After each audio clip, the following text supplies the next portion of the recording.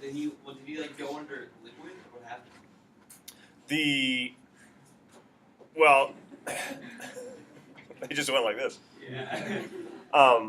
You have that they're down in the basement, which you kind of get this description of it being dark and whatnot. And there's meant to be some parallels between Lucius and Tim in that way of there's these crazy guys who live down underground, post prologue Tim and whatnot. But no, the valve explodes, so they would be basically like covered with white paint, and you have this constant thing about black covering up black with white. So the black college has the white paint. When he gets out of the hospital and he's going to Mary Rambo's, I think it's after he dumps the spittoon on the guy who thinks it's Bledsoe and then finds out, whoops, it's not Bledsoe. He walks by a shop window where they're selling skin ointment, and the advertisement for it is it'll lighten up, it'll whiten your black skin. So he's kind of playing with that idea that you are getting covered with white, like kind of a whitification process happens. But the hospital that he's in is like a factory hospital. So chapter 11, he's still in the factory complex. So you have this explosion, this fight that takes place between Brockway and Tim, and then he would just kind of slide over into recuperating in the factory hospital. But yeah, just like big explosion. What happens to Lucius, we don't know. But they fight, and certainly it would be that it's not an accident. Lucius does it kind of as a sabotage move to get rid of him, because he is totally out to get. Tim can't do anything right in the hospital or in the factory. You walk into a union meeting, now they're upset. You come down, you tell Brockway, oh, I was in a union meeting. Now he's upset at him. And Kimbrough, yeah. Tim can do anything right in the entire world. Like when he tried to throw away the trash, that made me mad.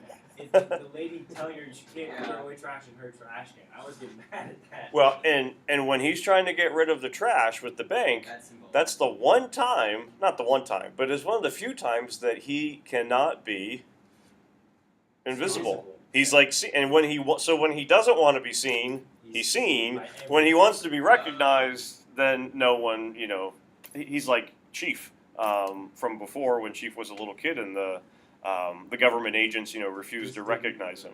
So the only time people see him is whenever he tries to, not defend, but like. Up to at least kind of like that point, But when everyone notices him whenever he gives a speech about people being convicted, because he's the only person talking. Yeah, but it's the same thing as whenever he's trying to throw out the trash. It's like you're trying to. Yeah, but the one difference, he does get recognized and seen at that point, obviously, because Jack comes to see him. The one thing that makes the trash one different is I don't want anyone to see me. I kind of want to be a little bit more incognito, and everyone at that point, ends up seeing him. And there is some symbolic value to that, which we'll take a look at a little bit more with tomorrow. Anything else? Oh, I was confused about something else, but I What? don't want to. So I'm trying to think. So which of the trustees got into the factory, the Liberty Paints? How did he get there? Young Emerson. Okay. Young Emerson's the one who sets them up. So I was really confused about the chain. So it was someone, then Kimbrough, and then back somewhere, and back to Kimbrough, and then down to someone else, and then to Lucius. And Lucius tried to get him out. You're confusing yourself. Wait, so. Young Emerson gets him the job. So chapter 9, he goes talk to Emerson. Emerson's not there. He talks to the son. Young Emerson says, I can hook you up with a place here at Liberty Paints. When Tim first shows up, he's not getting yelled at, but one of the workers there is like, oh, they hired another one of you folks. It has nothing to do with the fact that he's black compared to being a white worker or anything, but he's a scab. He's in the sense that he would be breaking what the union members are looking to strike. So as people are going away, they're hiring these college kids to come in and work who don't really know a whole lot. McDuffie is the guy who basically he talks to and then sends him to Kimbrough. And then when he has his little falling out with Kimbrough, that's who he calls McDuffie again, and then they send him down to Lucius. So McDuffie would kind of be like the personnel person who's just kind of finding spots for him. But Kimbrough would be the guy who is in control of like doping the paints and making them the way that he wants them to be. and Brockway is the guy who actually, makes the paint. I feel like there was some symbolism in the government paints. Well, so Liberty Paints, which, I mean, right off the bat, the term liberty, so far as a connotation to it, when you think of liberty, you think of freedom, America.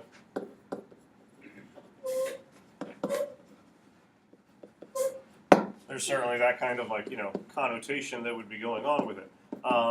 There's kind of like two slogans. There's one where when he's coming across the bridge to Liberty Paints, they have like the motto written across the board of the paint factory. If it's white, it's right. Not quite. Which is the most blatant thing. And that's Lucius's slogan, but this is one where actually the words show up. Liberty Paint. There's a picture of an eagle. There's a screaming eagle, which obviously would have some patriotic connotation to it. And then below, and it's written in all caps in the book, keep America pure with Liberty Paints. And so there is certainly some, connotation taking place where when you think of pure, what color comes to mind? White. I'm not sure that's what I think. Yeah. So, in some ways, with this whole idea of Liberty Paints, keep America pure, keep America white with Liberty Paints, just kind of keep America white, again, 1940s is certainly, you're going to have a lot of racial viewpoints where this would be an idea that's getting thrown out there. The other motto that Lucius coins, and it wasn't white is right, that's what Tim thinks of when he hears it, but Kate, I think you said it. It's not optic white, it's the right way. Okay. It's optic white, it's the right way.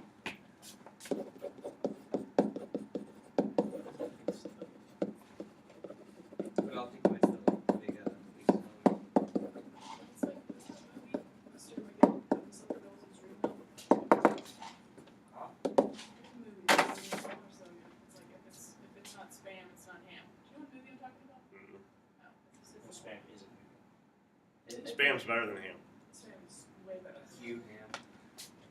Now, Nothing wrong with Ben, that. you were saying, white is right, I think, and Tim chuckles to himself when he hears this because in the South, it makes him think of popular slogan that's being used in this 1870s, 1880s, 1890s, up into the 20th century, that white is right. Now, Sam, you're talking about like government things and all this kind of stuff. Where does the paints go? Government.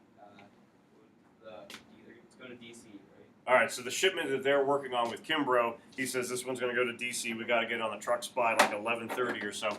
So the paint gets used for government buildings, monuments, and we don't know this for sure. But Tim even kind of starts to wonder: does this get used for? The White House. Well, I mean, part of it, but more close to home for him. Oh, the school, yeah. Does it get used for the college?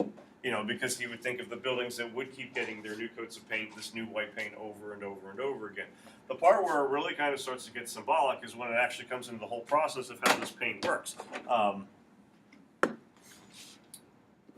And this is where Kimbrough comes in.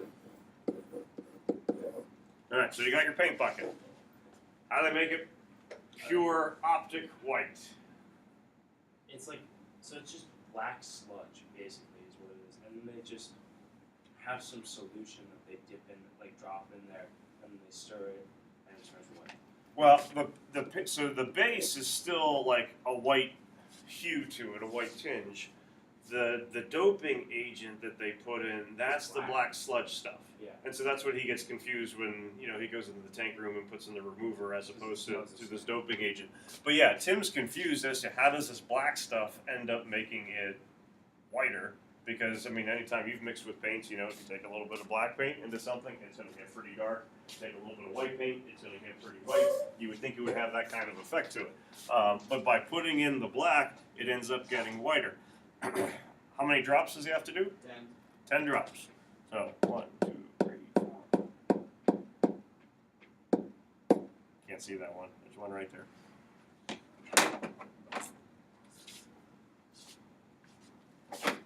Equals optic white.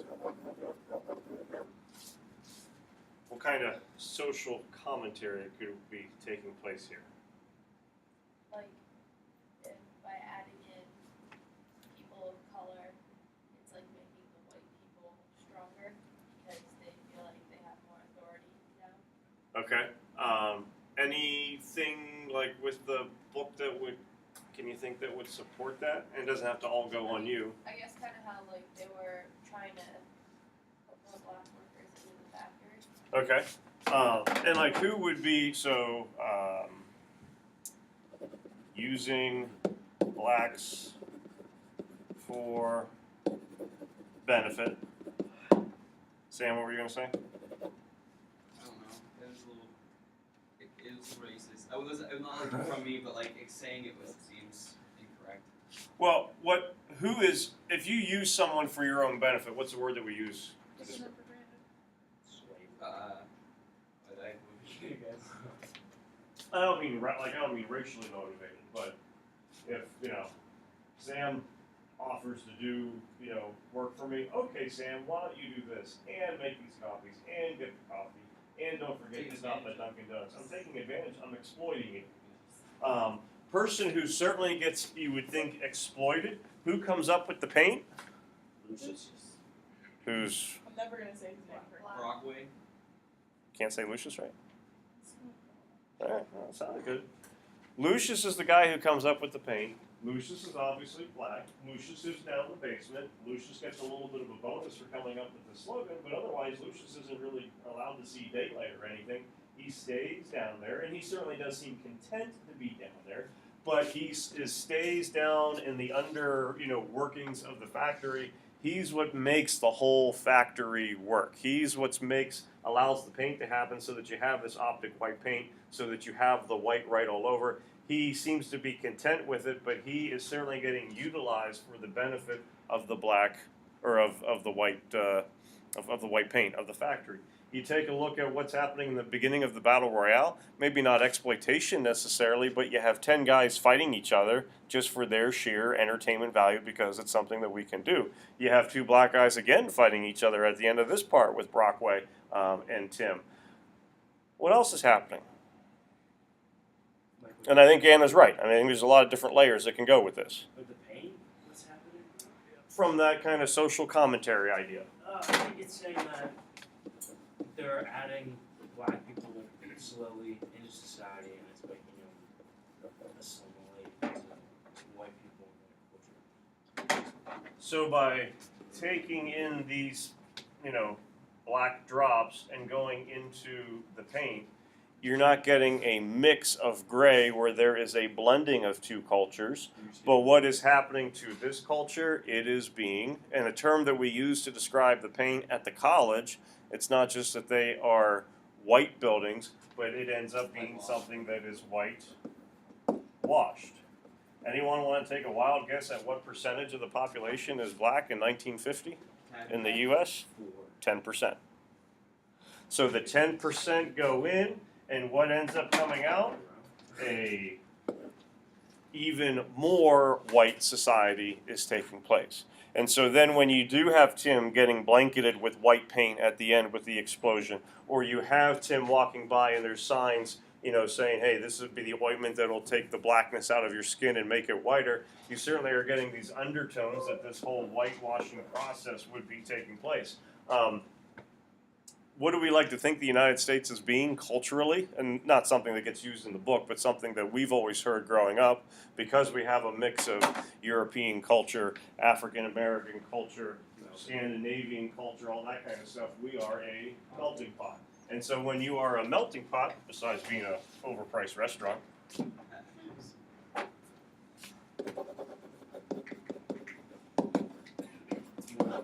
but when you are a melting pot, it is a blend. Did you say mosaic? Isn't that what I like that. Jimmy Carter said? I'm not sure. I feel like it's something Jimmy Carter said.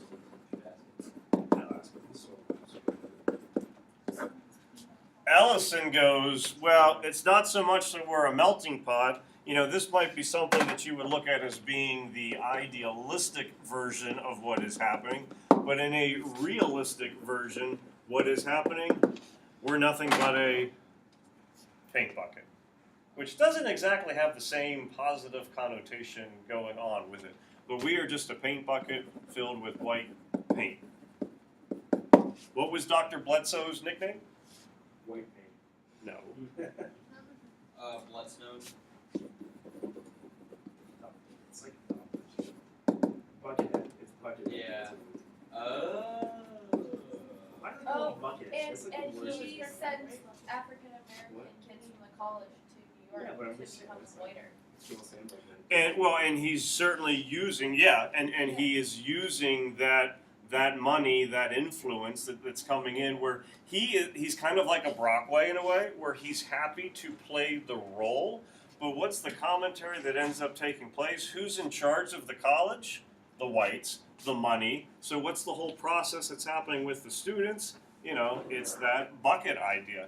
And make no mistake, the speech that Tim uses at his high school graduation, you realize, is cast down your bucket.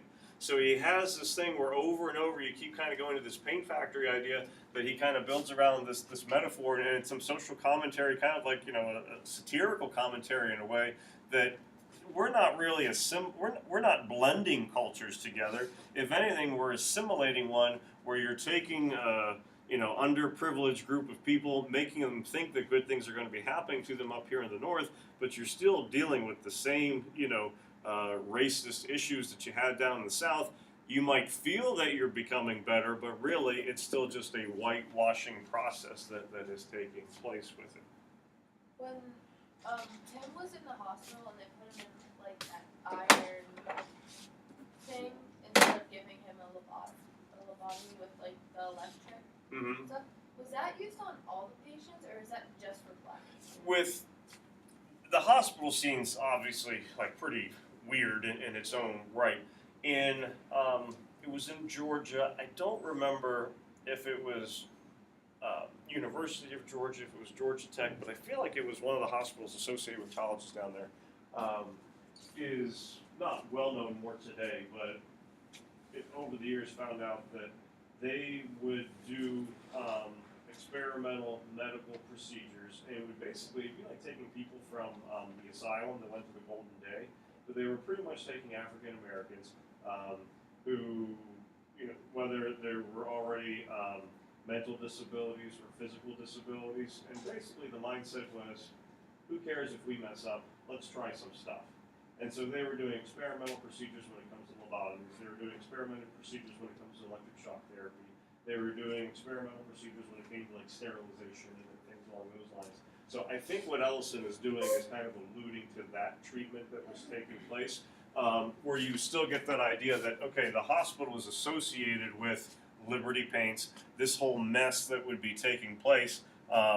So it kind of fits in that that would be the group of people that if they're going to experiment or try something, Tim would be the ideal candidate because he's one of those scab workers. He's one of the people that they can kind of use for their benefit, that he would fit in. But I think he's alluding to those practices that were known to happen. It was like late 1920s, early 1930s. It was in between that World War I, World War II period.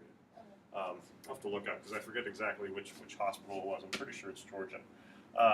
Part of the irony, though, with this whole scene that kind of ends up taking place too, is to even, in some ways illustrate that whole exploitation that's taking place.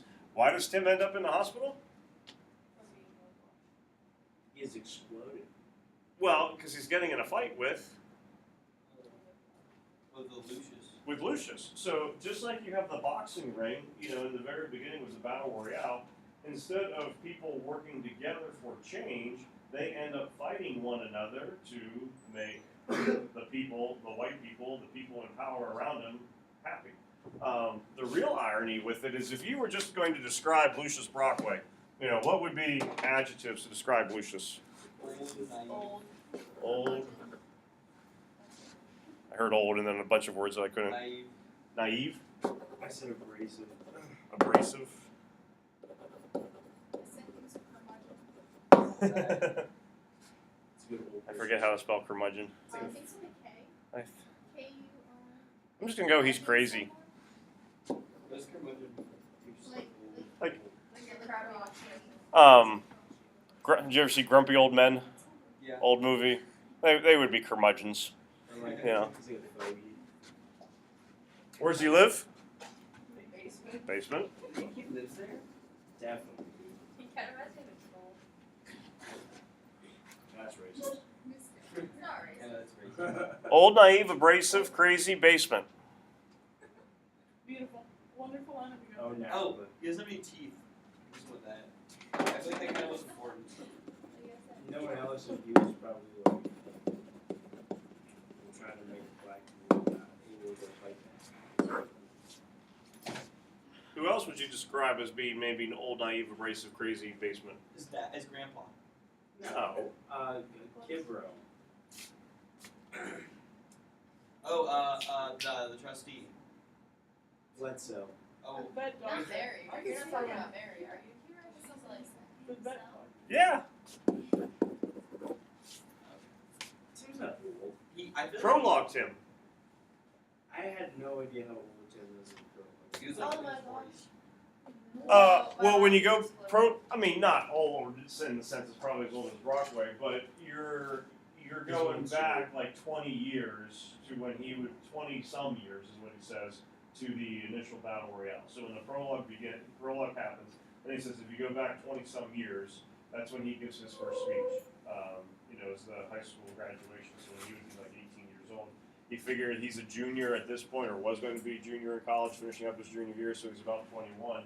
So, he'd be around 40. Now, again, yeah, that's not old, I hope. But older. Black guy, seems kind of crazy, abrasive, naive, maybe you could kind of argue about, but in a way, he almost kind of comes across himself, but doesn't necessarily realize it. Remember what happens with Ellison's perspective of history?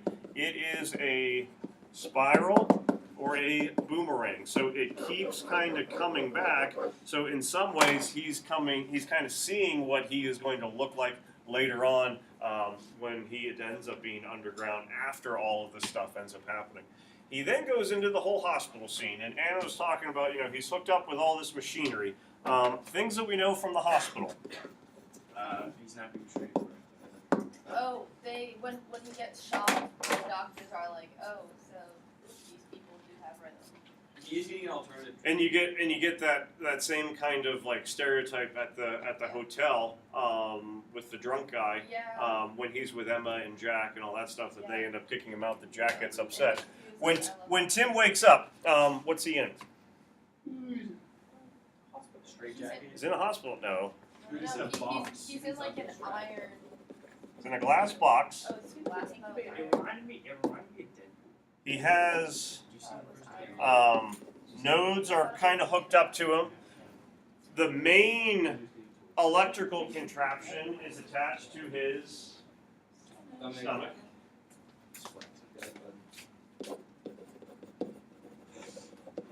He obviously doesn't know where he is. He also doesn't know Who is? who he is. Neither do we. Actual given name. No.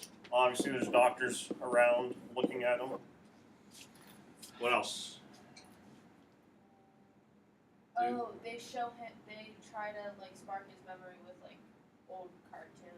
Yeah, and talking about like Brer Rabbit, Buckeye, Yeah. Which is referencing characters from Song of the South. Song of the South, if you've been to Disney, would be Splash Mountain. Zippity Doodah, Zippity Days from Songs of the South.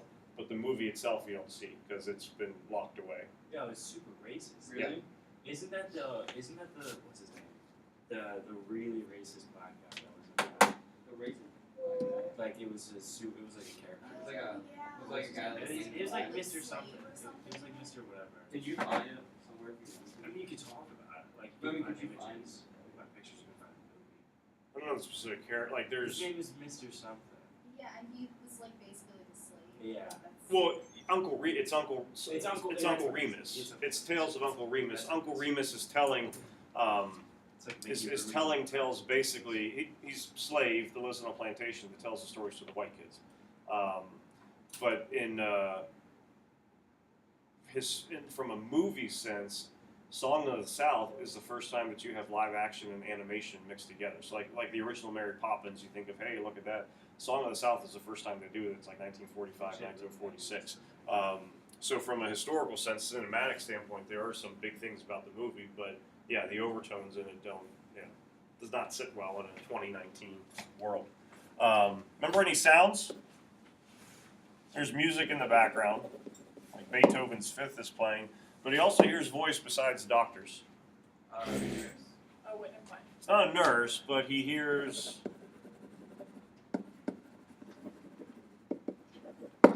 like a woman screaming in the background. Oh, that's wrong. Why is you screaming?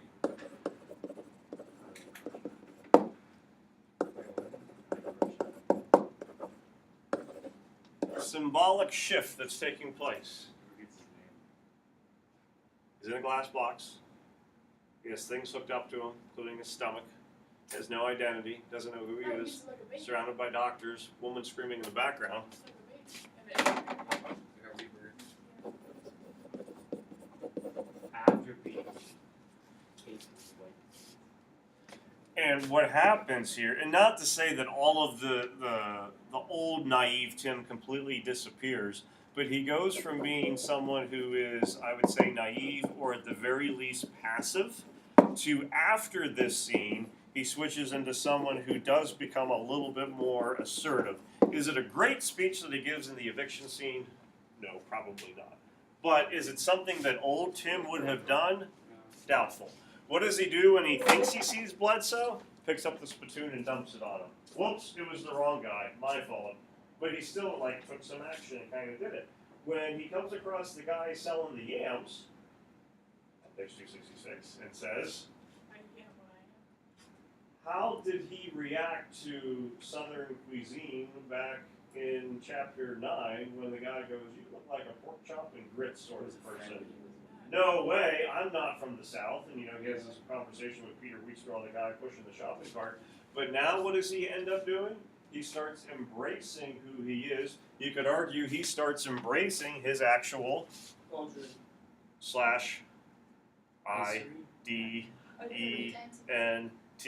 He starts embracing his identity until Brother Jack gives him a new one, which we'll talk about more so tomorrow. But you kind of start to see a person who is becoming more assertive, is willing to embrace that identity, not try to shy away from his Southern roots. So you do have a little bit of a transformation that takes place in this hospital scene. And then also, one of the characters that you had, after this rebirth, he kind of finds, at least for a little bit, a mother character in Mary Rambo.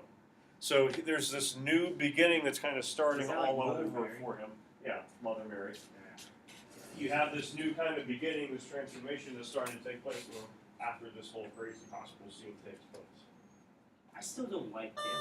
I think out of all the books we read, he's the worst. I think he's an unreliable narrator now. I don't think he's a problem with it. I think he's just a Church jerk. in the basement with 1,000 He's just he's not a nice guy.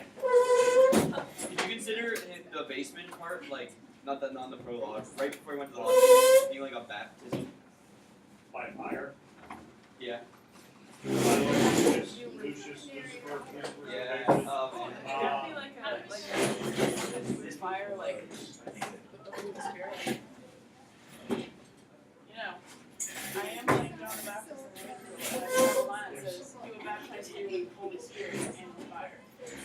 So, I think there is a connection. I always wish Jack's hair was a little redder so that he could be like red in the jacket. Yeah. I think we still made that connection anyway when he was in here, but I hope so. need some brighter hair. Have a good day. You too.